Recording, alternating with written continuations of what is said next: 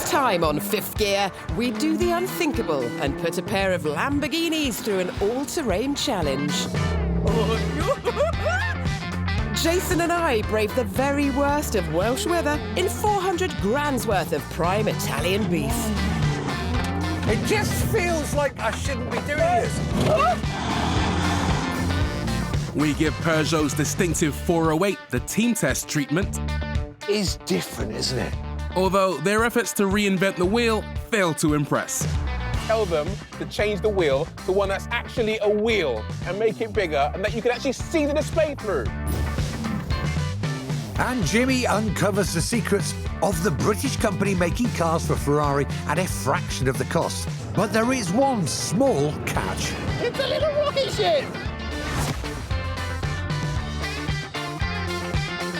Okay, let's start with one of my favourite subjects. Lamborghini, brilliantly mad, or what? I mean, where do you start? Come on. I've got a confession to make. I just don't get them, if I'm honest. Come off it. No, honestly, I just don't. Oh, for me, I love the way they just continue making big, fast, loud cars, no matter what. Yeah, and they continue to thrive whilst they're doing it. Promise you, hand on heart, I am going to own a Lamborghini one day, even if I have to sell everything. I mean, I know I should love them. Perhaps I've just not found the right one. Well, maybe I can help you there. No car maker is more synonymous with the term supercar than Lamborghini. After all, the term was first coined to describe the iconic mid-engined Miura. So when Lambo released the Urus SUV, fans might have been concerned.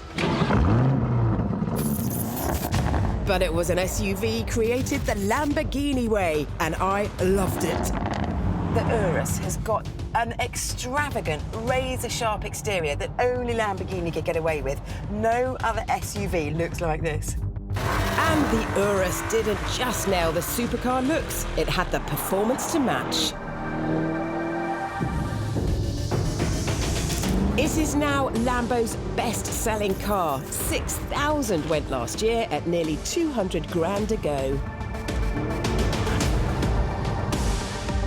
This is the brand new Performante. It's the most road-focused Urus to date. Lambo has ditched the soft air suspension for firmer steel springs and dropped the ride height by 20 millimetres. But Lambo, being Lambo, hasn't stopped there. Not content with offering a SUV that wants to be a supercar, They've now given customers another option, a supercar that wants to play dirty. At £233,000, the Huracan Sterrato is 30 grand more than the standard supercar. But that buys you more ride height thanks to larger, softer springs and beefy-looking plastic cladding that has been bolted onto the bodywork for that ready-for-anything stance. So which of Lamborghini's two off-roaders do you buy? Time to find out. we've come to a wet and windy South Wales to put them through their paces, starting with on-road handling. And I was keen to let Jason have the Urus experience. It's absolutely bloody gorgeous, isn't it? I know. It's muscular, but it's sexy. It's got delicate elements to it, but it shouts Lamborghini for me. Exhilarating is how I'd describe Lamborghini, and the Urus delivers incredible pinned-to-the-seat fun thanks to its outrageous twin-turbo V8. It's up 16 horsepower on the original, so 657 GGs now. That's enough, isn't it? Isn't it? But can I show you something that I absolutely love? Go on then. So I'm going to put it into Corsa mode. Right. And lift off the throttle.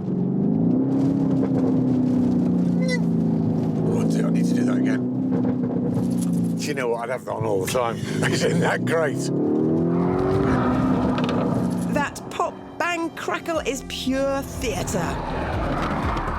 It was 2,150 kilograms, but it doesn't feel like that. I think that's pretty good going to have a car this big with all the kit it's got to be just over 2 ton. But you know, honest to God, I've never really lost it after a Lamborghini, never. Oh. Because they're just a bit over the top for me. But not for me. However, I do lust after this. Yeah. I think this is Yeah. lush. Despite its firmer ride, the Urus Performante is still an undeniably comfortable and confident SUV. Next up, the supercar. It's time to see if the Sterrato's Mad Max makeover has compromised its on-road agility. Oh, yes, please. Now, as this is a consumer show, I should point out that while the Urus boasts 616 litres of luggage space, the majority of the Sterrato's rear is taken up by 5.2 litres of glorious engine. Am I sensing a V10? Exactly. It's a little raw. Oh. It's good, isn't it? Oh, it's too addictive, isn't it? This car's genesis was a direct result of the Urus. Lambo's development team were adding the finishing touches to the SUV at an off-road test track when some bright spark thought it would be fun to take a supercar out for a quick spin. So they went off-roading? Yeah, in a Huracan. Everyone who drove it loved it, and the Sterrato, which literally means dirt road, was born.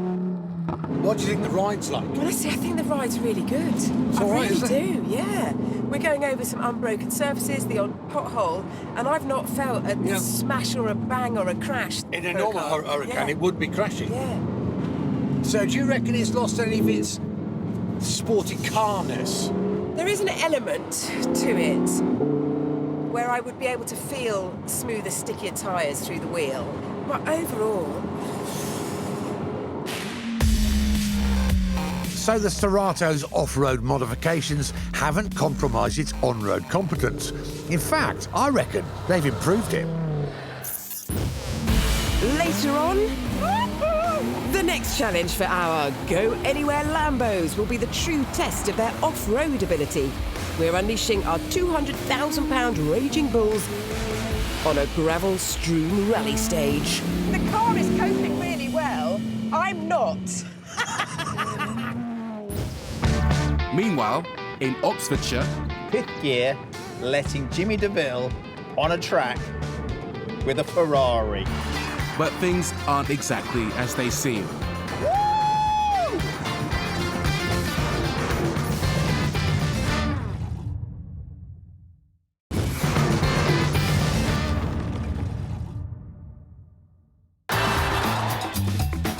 It's time to get a quick first look and drive on a private test track of a new car. It's the fifth gear team test. This week, the team tested the Peugeot 408. It's a brand new model, and Peugeot have certainly tried to make it stand out from the crowd. The 408's design blurs the lines between a traditional coupe, an estate, and an SUV. But is it a jack of all trades or a master of none? I think this is spectacular looking. The paintwork is crazy. Some of it's green, some of it's blue. Yeah. It is different, isn't it? There's a lot going on. Is it a fastback, a hatchback, an SUV, a four-door coupe? I really like it, and I'm so grateful to the Peugeot designers for making cars that stand out. Every time one passes me, I'm like, oh yeah, it's a Peugeot, because it's different. I think it looks like a Mustang Mach-E has had an affair with a Range Rover Evoque, and this was the result. It's funny, you see, I do see a bit Yeah, of Mustang yeah. in it. But has the svelte body shape ruined the practicality of having decent luggage space?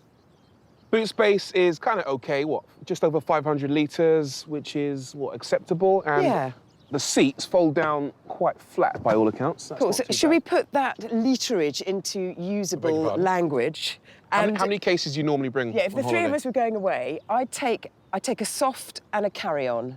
As it happens, Just soft. that's yours, Vicky. No, I won't be doing any manual labour. No? Okay. Oh, no.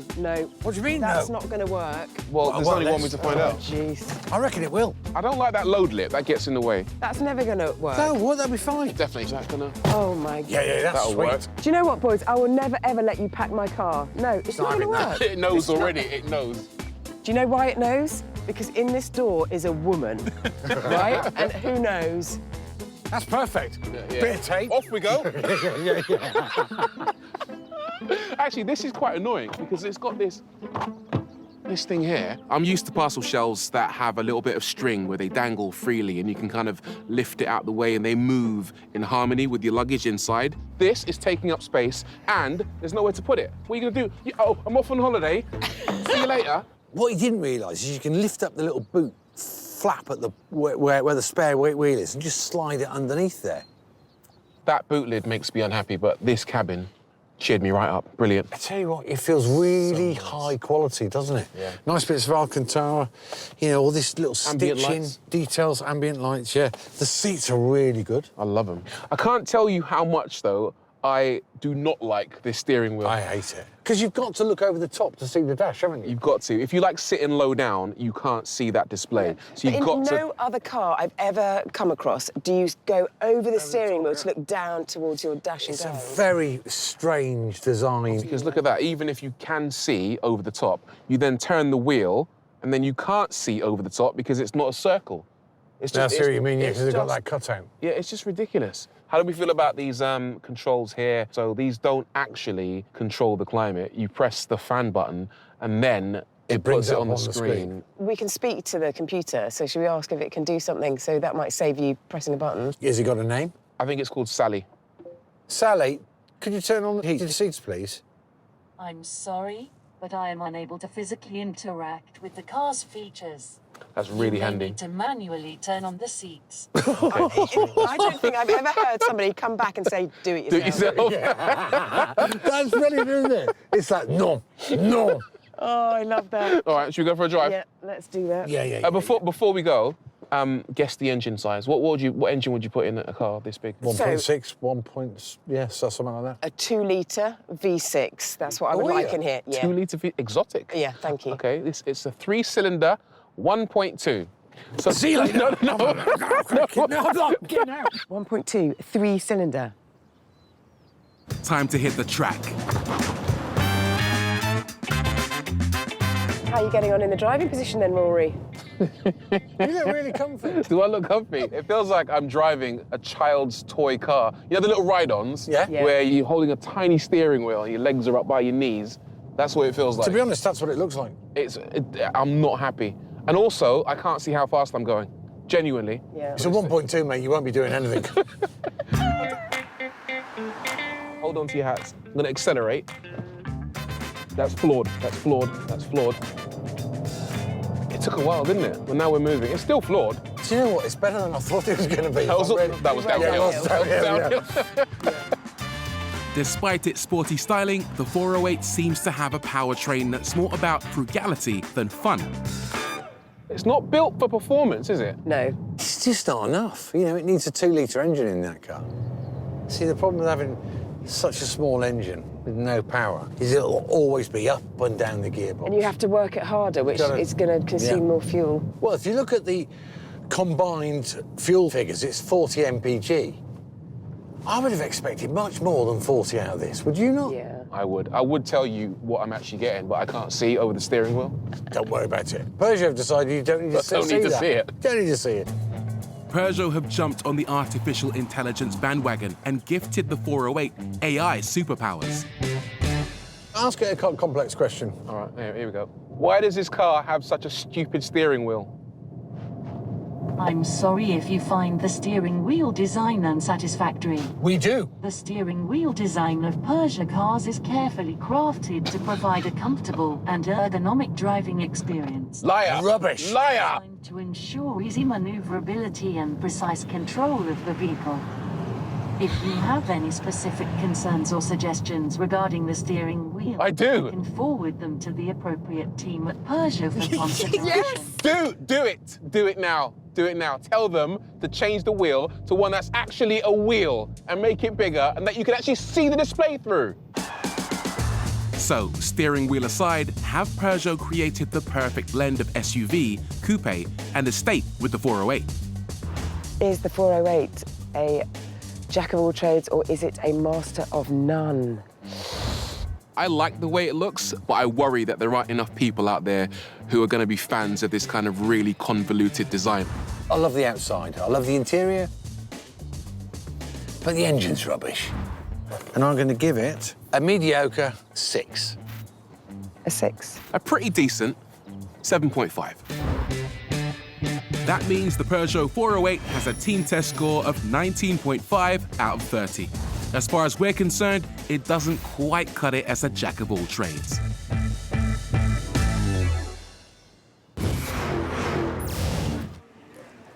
Have you seen the prices of rare classics these days? Bugatti Type 35, 500 grand.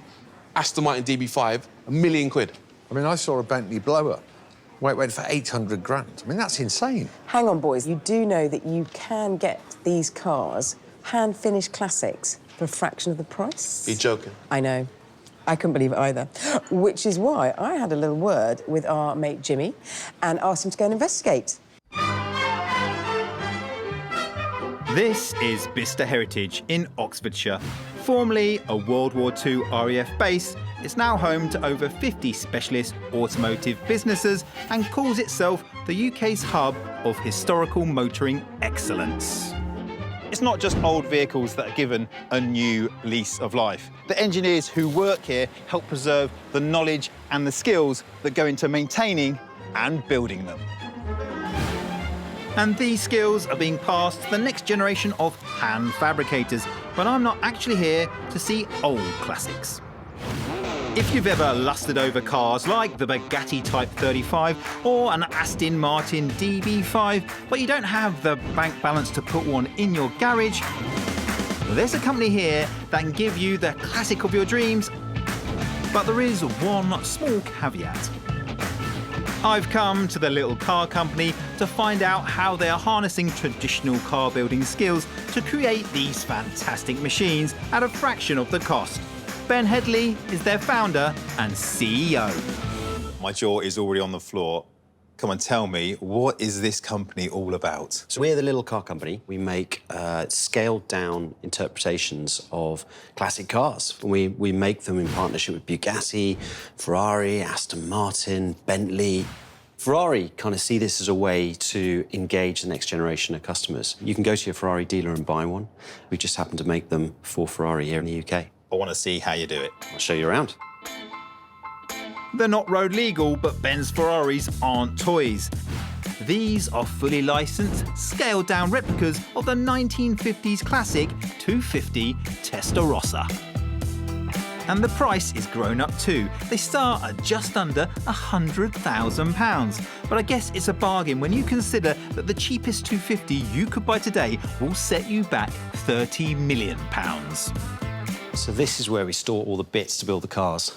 I'm not going to lie to you. This is where my inner engineer gets a little bit excited because these are perfectly formed but miniaturised. Scaled down a little bit, yeah. These are the Barani wheels. Barani actually made the same wheels for the original 250 back in the 1950s. It's sort of ridiculous seeing it because it is just a perfect miniature replica but made by the same people, so there's real authenticity there.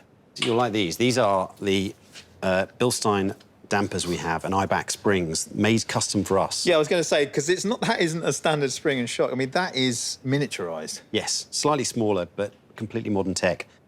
Now, some components can't be miniaturised. These pedals actually come straight from the Ferrari factory. If you buy a 296 Ferrari brand new, pedal you get. That's the pedal you get. The cars may be 3/4 size, but the driver's feet are still full size. The parts are wonderful, but what I'd really like to do is see some of the actual cars. Let's go and have a look at some cars then. Ferrari shoehorned a 3-litre V12 into the original 250 Testarossa, but Ben's version has taken a less exhilarating but much more modern approach. So all our cars are EVs. What it allows us to do is move components around a little bit. So because you've got an electric motor, which you can put in the back, you've now got leg room, and you can move the batteries around. I'm guessing that also allows you to get the car balanced because weight distribution is really important. Yeah, we want to try and get the weight distribution the same as the original car. The likes of Bugatti and Ferrari wouldn't put their names to mere imitations. Ben's team have drawn on years of experience to create handcrafted miniature masterpieces. I can just see the level of detail in this. This isn't a toy. This is a proper built car. The bodies are built as they were back in the 1950s, hand-formed. So you've got the kind of high-end EV side of it, but then also you've got those old-school heritage skills, the panel beating, the welding. I mean, even just doing the sort of leather work on the seats. All done in the UK with Ferrari leather. So we're trying to carry on those classical skills from the automotive industry. We have apprentices who come in and learn those skills and transfer them on to the next generation. Not every aspiring engineer can start out at Rolls-Royce or Aston Martin, but the apprentices putting these cars together could well end up working for those prestigious car makers. I would love to have a drive. Well, we should probably get you in a car then, shouldn't we? Ben's letting me loose in a race pack version of his tiny Testarossa, known in Italian as the Paco Gara. It's snug. It's snug, but it's meant to be snug. It's a race car. Rather excitingly, it comes with upgraded brakes, quick rack steering, racing mirror, and perhaps most importantly, a power upgrade from 16 to 18 brake horsepower. It's not road legal, but who cares? This car was designed for the racetrack. Oh, hang on. I've got to actually put it in drive. There we go. Fifth gear, letting Jimmy DeVille on a track with a Ferrari. OK, let's go. Oh, it's a little rocket ship!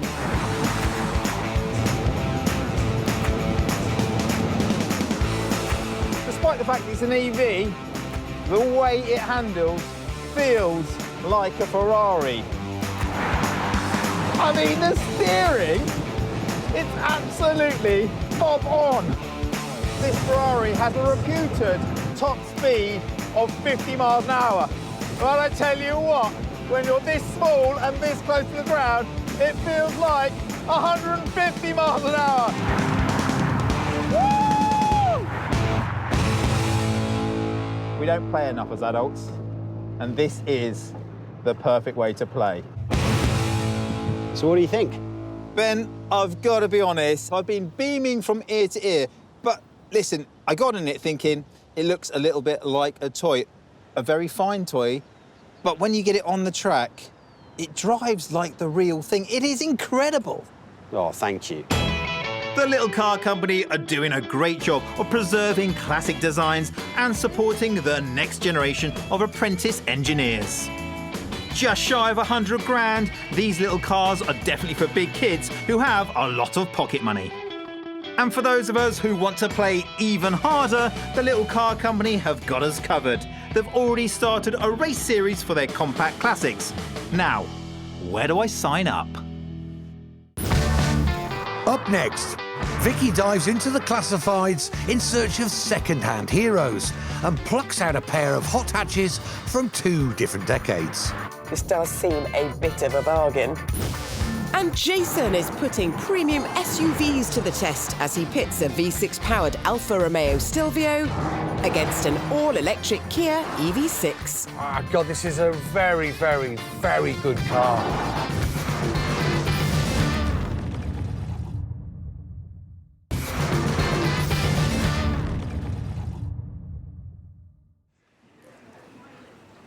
I bet we have all bought loads of second-hand cars between us. Oh, yeah. Absolute tons, yeah. Do you remember I went to the auctions for 5th gear and bought a Ford Puma? Well, actually, it turns out I didn't really know what I was doing, and I bought a bit of an old banger. I've got some advice there, actually. My rule of thumb, generally, is to never buy any car that's got your name on the logbook or your name on the logbook. Oh, come on. Just because a car might have been well-driven doesn't mean to say that it is no good. You just have to know what to look for. Name 2 manufacturers known for making brilliant hot hatches, and it's a fair bet that Renault and Ford will come to mind. There have been numerous fast Clios and Fiestas over the years. Many petrol heads will have a favourite, but there is no denying that these 2 definitely made their mark. The Renault Clio Williams from the early 90s and the Fiesta ST from the early 2010s. I'll start with the Clio. It's named after Williams, the British F1 team that Renault supplied engines to from 1989 to 97, so we've laid on some very British weather to make it feel right at home. The Clio was first launched in 1990 to the UK in 1991, and within a year there was a 16-valve variant. It was quick, but it seems not quick enough. So, in 1993, Renault upped the ante. The Clio Williams was built because the company's racing department, Renault Sport, wanted to go rallying. However, they needed a 2-litre engine, and the 16-valve was just a 1.8. So they got to work. And boy, did they get to work. The result was a car with 150 horsepower that weighed less than a tonne. Consequently, it could reach 62 miles an hour in 7.8 seconds and go on to 134. The engine has always been a little firecracker. Put your foot down and from 2,500 revs, 85% of the power is available to you. And the makeover didn't end there. The car had an uprated suspension, a stronger gearbox and wider wheels, to name just a few modifications. Some bulging bodywork was also thrown in, signature gold wheels and distinctive metallic blue paintwork. The company only had to produce 2,500 cars to qualify for the rally campaign. But by the time production ceased in 1996, 12,000 Clio Williams had rolled off the production line. And how much will it cost to put a Clio Williams on your drive? 30 years ago, this car would have cost you £13,000. Yes, that's 1-3. And boy, how times have changed. You can pick up one with very high mileage for around £10,000, but for a low mileage, good condition example, you're looking at 30 grand plus. And prices are still rising, making them a potential investment. So if you're interested, don't dawdle. And if you're looking to buy, here's what to look for. The electrics can be a bit temperamental, so make sure that the lights aren't flashing on the dash. Check the seats are in good order and everything else in the interior is present and correct, because it could be hard to source parts. Rarity costs money. Right then, let's fiesta. Having just driven a Clio Williams, it seems a tall order to find something with the same appeal, but I think that the ST might just be up to the job. OK, the ST badge, which stands for Sports Technologies, might not have the kudos of a World Championship-winning F1 team, but the car created a similar stir when it arrived in 2013, 20 years after the Clio Williams. Auto Express, a magazine I used to work on, and others gave it maximum marks, and it's not hard to see why. Under the bonnet is a 1.6-litre turbocharged engine developing 200 horsepower. And although the car weighs 200 kilos more than the Clio, its extra power and clever traction control systems means it will beat the Renault to 62 by nearly a second. On the outside, the car has a few subtle upgrades over the standard Fiesta, such as extended bumpers and sills, an enlarged roof spoiler, a rear diffuser, and twin tailpipes. And most notably, a special honeycomb mesh grille. I really like the way it looks. This version of the ST was produced for 4 years, during which approximately 30,000 were made. And as there are quite a few to choose from, values are coming down. You can buy an early ST with sensible miles for under £7,000.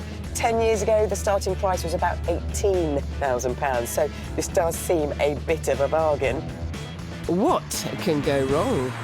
Cars like this can be caned, so the clutch can go. Check that the clutch doesn't judder, or else you could be heading for some trouble. About £450 of it. Some owners have reported problems with the turbocharger buried around there, including leaks, wastegate rattles, and sometimes complete failure of the unit. If that happens, be prepared to blow £1,200. And last but not least, the engine mounts can wear out prematurely. Bad vibrations will be a sign of this, and a bill for £220 will make them go away. these are two sizzling hot hatches, but which would I choose? This is a tough one, but I think I'm going to have to go with sentimentality and let the Clio win.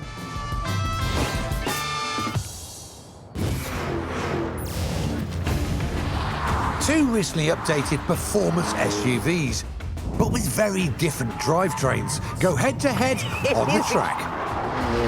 One packs a V6 petrol-powered engine, the other is all electric.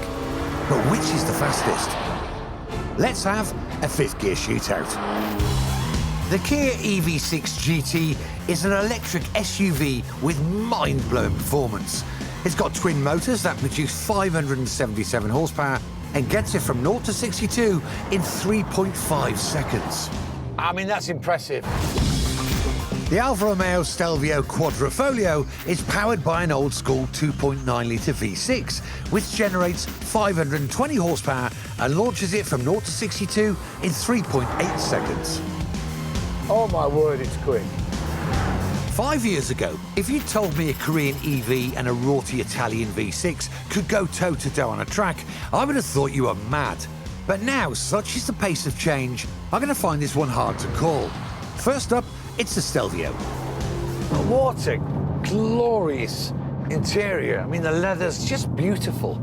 So there's lots of drive modes. I'm in full race setting at the minute, which in theory's got faster gear changes, more sporty throttle.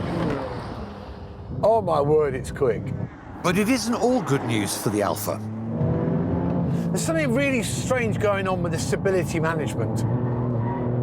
Sometimes it allows me throttle, sometimes it doesn't. It's slightly annoying. It doesn't want to commit to the corner. It feels different in the same corners on consecutive laps. It's just not stopping fast enough for me. I'm a bit underwhelmed, actually. I mean, it's a beautiful looking car. It's lovely inside. The engine's really sweet. It just doesn't handle that well, which is a shame.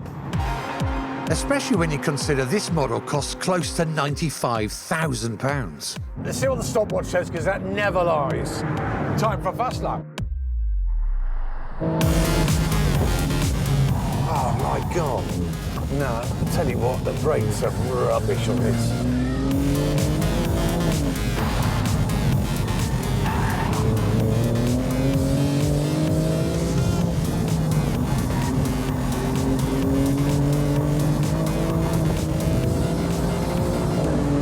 It's just a big luxury bus. Come on, power.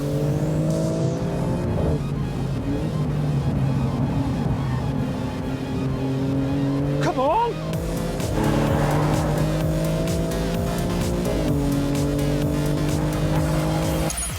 The Alfa sets a time of 46.97 seconds and leaves me feeling very frustrated.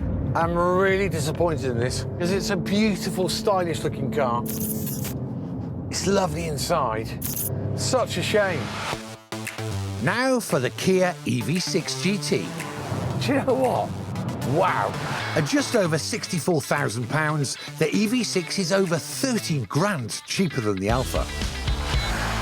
Now, according to Kia, this is the fastest, most dynamic, advanced road car they've ever made. And do you know what? I can quite imagine it, because it is. It is extraordinarily good, this car. You know, it handles great. It's heavy, but it turns. The suspension's great. It's well damped. It gets off the corner. Wow, and these curves here, like, boom, just absorbs it, boom, and then settles down. So far, it's all positive for the Kia. The only thing that might count against it is its weight. This is 350 kilograms heavier. So in theory, round a track, the Alfa should have the legs. With the weather closing in fast, there's no time to waste. Time for a fast lap. Here we go. Right, we're in there. We got in there. Right, come on, JP. Keep it smooth. Get on the power. Good lad. God, it's got some go, this thing. It just gets up and wafts out the corner.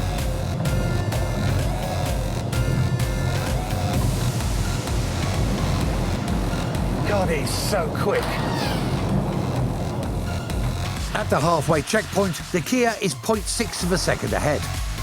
For a big, heavy car, it absorbs the bumps well. It hasn't got understeer. It's got a little bit of oversteer, actually, which is beautiful. Whoa, you fighter, come on. The Kia EV6 crossed the finish line in 45.9 seconds. I mean, that's impressive, isn't it? You know, it's beaten the Alpha by over a second on a damp track when it wasn't for the Alpha. Oh, God, this is a very, very, very good car. It's a massive win for the Kia. Not only is the EV6 GT faster than the Alpha, it's 30 grand cheaper too.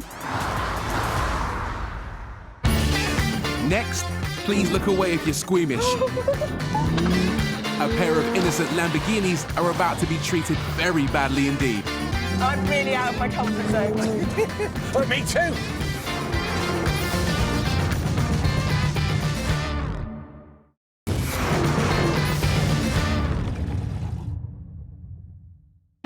Vicky and I are on a wet Welsh mountainside with a pair of all-terrain Lamborghinis to see whether the supercar maker has mastered the art of off-road, or should they have stuck with what they know. Oh, yes, please.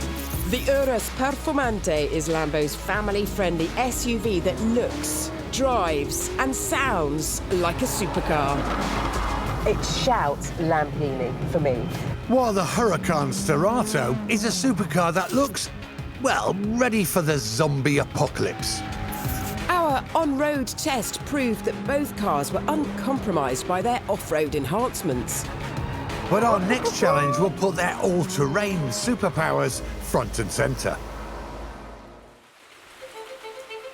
We've come to Walters Arena, home to the Welsh round of the World Rally Championship.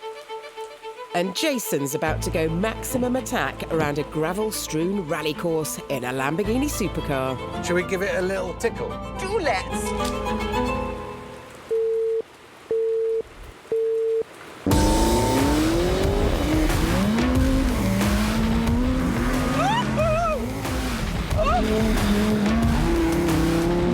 No, Jace, it feels wrong. Steady, steady over the brow. Normally, when we're handed the keys to a £230,000 supercar, it's strongly recommended that we return the car in exactly the same condition.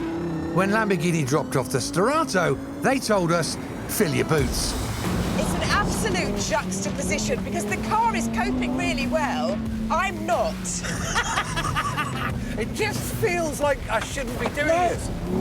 And yet, we are, thanks to Lambo's off-road overhaul. The Huracan already had a four-wheel drive transmission, but raised ride height, softer springs and a wider track all add to the Sterrato's go-anywhere superpowers. Oh, my giddy aunt.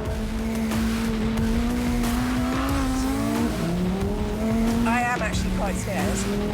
We won't crash.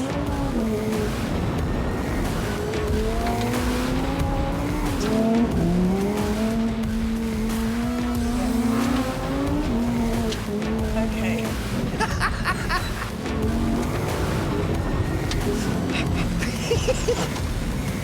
I'm really out of my comfort zone. Oh, me too.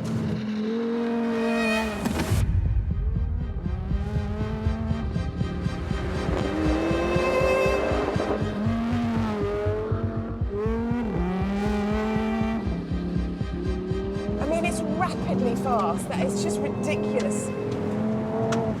Oh. The steering does what you would imagine it to do. Oh. The torque picks you up so well. It's the right gearing. Once you forget you're driving a supercar through a gravel pit, you start to really appreciate what Lamborghini have achieved. This is a genuinely capable and mind-blowingly quick rally car. The brakes are phenomenal. They are ridiculously insane. Considering we're on I know. horrible. Loose, wet and downhill. Amazing brakes. Amazing machine. God, those bumps are just fierce, aren't they? Right? It's actually quite phenomenal. It is that we've incredible. not hit the ground once, have we? I know. That is incredible. And as quickly as it had begun, our full beans rally stage in the Sterrato was done. Oh Oh, my God. It's bonkers, isn't it? Yeah. I have to say, I know I'm not speaking much whilst I'm driving because I need to keep my eyes You're on. busy. As they Amazing. say up north, I've got a full pan of chips on. It's impressive. That is amazing. Ridiculously insane, fantastic, and totally goes against what I ever thought a Huracan could be. I mean, bravo. For a company that predominantly makes supercars, racing cars, they've done a cracking job. I wonder how long it will last, though, doing No, this not- to it. Oh, It's not going to last long, is it? no, I'm not. I feel like... Should we go again? No. Once my legs had regained enough strength to stumble across to the Urus, it was my turn to tackle the stage.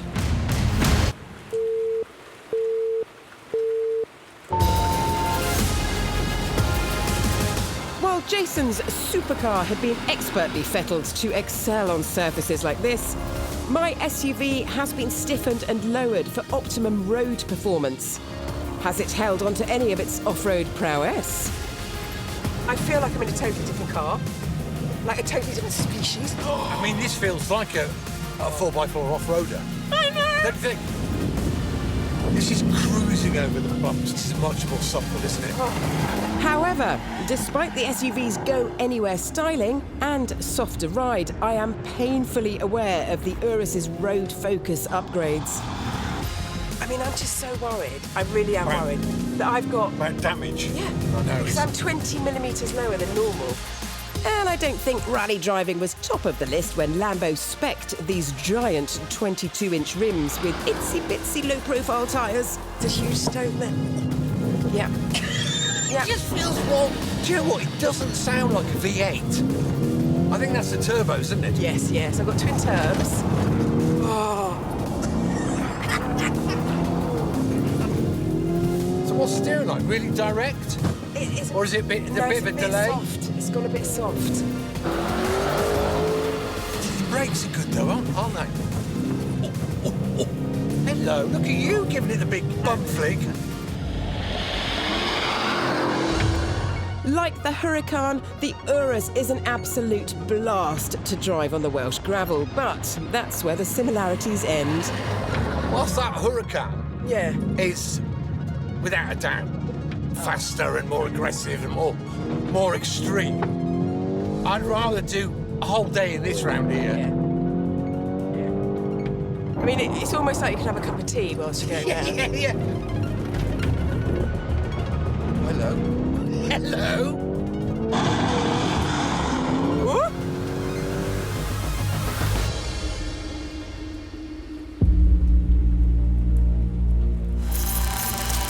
So it's time to make up our minds. The Sterrato in many ways is an incredible machine, but I think it feels a bit too hardcore. And the stick-on plastic bits, well, they're a bit cheap looking. The Urus was brilliant on the road and by far the most capable all-rounder. But do you really want to be sensible when you're buying a Lamborghini? So if you've got a couple of $100,000 and fancy an all-terrain Lambo, which one should you choose? 99% of the time, the Urus will be your best bet. But for that 1% when you need to cross a soaking wet Welsh forest in the fastest possible time, you'll need the Sterrato.